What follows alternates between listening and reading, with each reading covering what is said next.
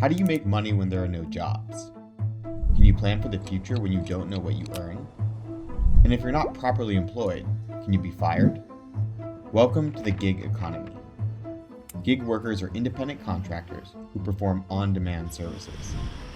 Before the pandemic, the gig economy was expected to increase from 43 million workers in 2018 to 78 million in 2023. Many of them were paid by tech platforms like Uber, Lyft, Deliveroo, and Handy. While the business models vary, what these platforms have in common is their use of technology and behavioral science to make an efficient, on-demand service.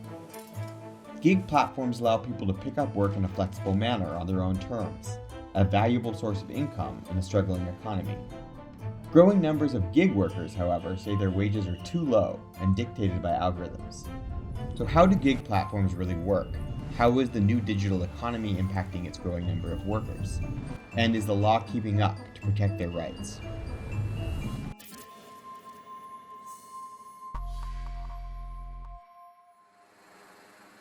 The gig economy boomed after the 2018 financial crisis, when soaring unemployment strained budgets, aided by increasingly available tech.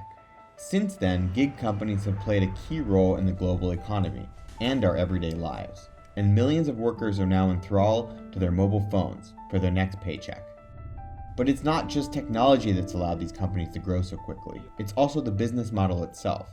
They are burning through millions and millions and millions of euros or dollars of venture capital. Funding from venture capitalists allows many of these companies to subsidize prices, push competitors out of the market, and offer customers the cheapest service, but it can come at a cost. Experts say there's also another reason these apps exist and survive. A steady supply of labor, especially labor that is docile, that doesn't speak up too much, and that will always be there. So what's it like being a gig worker? Ashley Kosick works in Detroit for grocery delivery platform Shipt. She loves her job. It definitely is just like a huge learning curve to learn how to do a job by yourself just from a phone app. But I've loved it and never taken another job since. Then there's Ayode Ibrahim. He's an Uber driver and trade union representative for app-based workers in Nigeria. Algorithm is everything to us. It's the one that will assign job to you. It's the one that regulates what you are doing along that particular trip. So if you look at that algorithm is our boss. The experience of gig workers vary, so how is this new digital way of working impacting their rights compared to traditional employment? First, there's the relationship between the worker and the company. Most app-based companies say they are tech companies and not service providers. They see workers as clients and help match their services with customers. It's part of a way to get out from underneath treating their workers as employees, pretending like those are small business people who are doing something very different than what the core of the company does. Managing a workforce of contractors creates a new set of challenges that traditional employers rarely face, like making sure an adequate number of workers are available at any time. So while people are in theory free to log on and off whenever they want, are they really? One common thing that these platforms do in terms of managing their workers is what we call governing through uncertainty. They keep their workers in a constant state of fear and uncertainty in order to discipline them to still be a good worker. So what could happen? Oftentimes, if you reject too much, you don't get orders anymore. Is that true or not?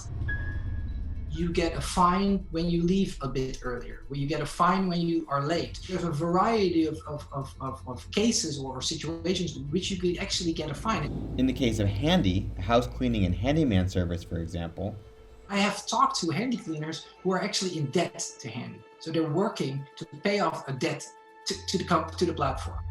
Handy didn't respond to our request for comment on this. Then there's the issue of pay. Some gig workers say they don't know how their salary is calculated, like Ashley, who we heard from earlier. She works for Shipt, who recently introduced a new algorithmic pay scale that they say compensates the effort workers put into each delivery, making money harder to predict. Before they had like a very plain formula where you're like, okay, I can see the order total, I know how much I'll get paid. Right now, you'll see the store, you'll see the total number of items, and you'll see a pay range. So it varies so much, it makes no sense, and they just give you a vague explanation that, oh, it's based on factors like how far away it is, how many items. Shipt disputes any claims that shoppers are not provided with transparency. It says the new payment system did not change the average pay for workers, and that shoppers have the opportunity to see the pay range for the shop and delivery, including the minimum they will be paid. In the gig economy, what workers need and employers want can sometimes be at odds. This can lead to contractors putting in longer hours than expected, chasing the next ride or task to make ends meet. If you do 50 rides in 3 days, then you get an extra $150.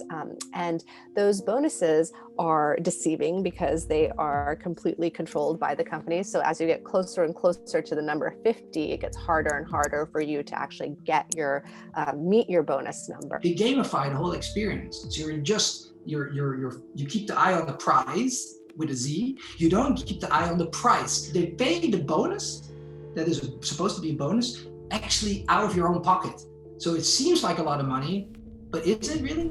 Companies can also pay gig workers to sign up more people to work for the service. But you're also getting paid to saturate even more the market, to flood the market even more. So you're also shooting yourself in the foot.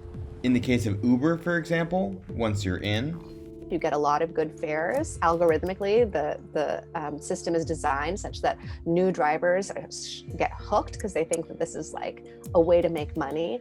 And then when you're an older driver, when you've invested in a car, etc., your income starts to drop off dramatically. Back to Ayode, a trade union representative. He says this is what's happening to Uber drivers where he works. If you look at Nigeria, they take driver every minute, every second. Most of the people that collect a loan to put car into their platform cannot meet up. It's not a joke that people are suffering, people are not making money, but they have trapped people into their system already. Uber told us it has pledged to improve the quality and security of platform work. For example, they plan to make their earning estimator available to more than 40% of active US drivers in over 30 cities by the end of the year. So is the law keeping up to protect gig workers' rights? Digital rights experts say the lack of transparency around apps' algorithms takes power away from the workers, but that insights on data processing could be used to argue gig workers are employees rather than contractors. From Britain to India, gig workers have started to fight back and demand better pay and working conditions. Courts have found that these workers are employees. For the smaller companies, you've seen the reclassification of some workers in the U.S., certainly in Europe and Italy and in England. For the larger companies, because they have the capital to keep up the fight, they have done so. Gig sector companies spent $205 million on a campaign which led to a major victory in California in November 2019. The industry-backed measure, known as Prop 22, was successfully passed in a statewide vote which cements workers' position as independent contractors. With the passage of Prop 22, we've seen venture capitalists come out and write opinion pieces that say that this creates an opportunity for them to spread gig work to the health, education, retail, and hospitality sectors. So now is really the time for state actors to step in and say absolutely not. As countries around the world face economic uncertainties, experts say that it is time to improve conditions for all low-paid workers. We need to make sure that we protect, that we raise the bar across the low-wage industries and across low-wage service markets. Because the only reason that people are working on these gig platforms and having these apps that they work through is because other alternatives are worse.